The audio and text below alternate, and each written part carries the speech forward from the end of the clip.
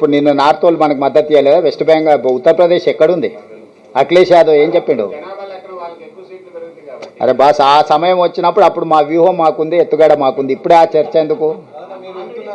ఇప్పుడు క్యాన్సర్ రాకముందే మనం ఆత్మహత్య చేసుకుంటే ఎట్లా? క్యాన్సర్ వచ్చినాక ట్రీట్మెంట్ చేసుకోవడానికి ఎన్నో మెడిసిన్స్ ఉన్నాయి. సమస్య వచ్చినప్పుడు దాన్ని చేసుకుందాం. అన్నిటి మీద ఆ రోజు చర్చ చేద్దాం. విజయభాస్కర్ గారు, ఈ రోజు మనం ముందున్నది మహిళా రిజర్వేషన్లను అమలు చేయడానికి ఏం చేయాలో అది ఒక్కదాని మీదనే చర్చించుకుందాం. మిగతా అన్ని సమస్య వచ్చినప్పుడు పరిష్కారం ఆటోమేటిక్గా చెప్తాం. ఇప్పుడు మోడీ గారు ఏమన్నారు? తలుపులు బంద్ చేసి రాష్ట్రాన్ని విడదీసిండ్రు, తల్లిని చంపేసి బిడ్డను బతికించిండ్రని మోడీ గారు చెప్పిర్రు. వాళ్ళ నాయకుడే ఆ విధంగా చెప్పినాక తేజస్వి సూర్య ఇంకేం చెప్తాడు? ఆవు చైన్లో మేస్తే దూడేమన్నా గట్టి మీద మేస్తుందా? అది కూడా పోయి చైన్లోనే మేస్తుంది. వాళ్ళకి తెలియాల్సింది ఏంటంటే చట్టసభలలో ఇన్ని రోజుల నుంచి ఉన్నారు. తేజస్వి సూర్య సెకండ్ టైం ఎంపీ అనుకుంటా.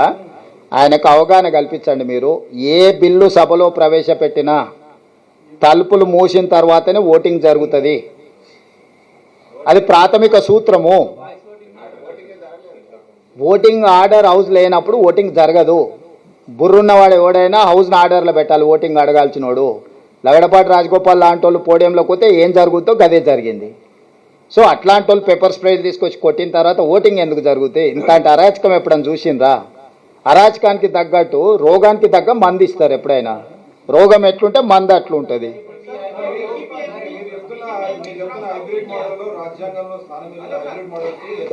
ప్రోరేటకు ఉందా? 50% ప్రోరేటకు రాజ్యాంగంలో ఉందా? మోడీ ఒక మోడల్ చెప్పిండా, మేము ఇంకొక మోడల్ చెప్తున్నాము. చర్చ చేయి నువ్వు. ఇప్పుడు మోడీ మోడల్కి రాజ్యాంగంలో ఏమైనా ప్రొవిజన్ ఉందా? లేదు కదా. 1971 జనాభా ఆధారంగానే చేసి దాని ప్రకారం ఎందుకు? నేను చెప్పేది అదే. 50% చేయాలని లేదు కదా, 5% చేయి.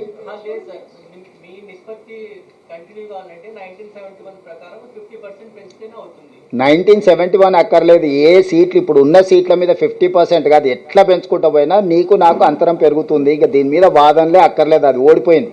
దాన్ని చెప్పాల్సింది చెప్పినాం, ప్రజలు ఆమోదించారు, సభలో ఓడిచ్చారు.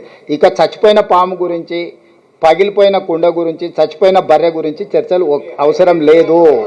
ఇప్పుడు కొత్తగా ఏం చేయాలో దాని మీద చేద్దాం. ఇప్పుడు ముందర ఉన్నది ఓన్లీ మహిళా రిజర్వేషన్. దాన్ని ఎట్లా చేద్దామో ఆలోచన చేసి ముందుకు వెళ్ళండి. ధన్యవాదాలు.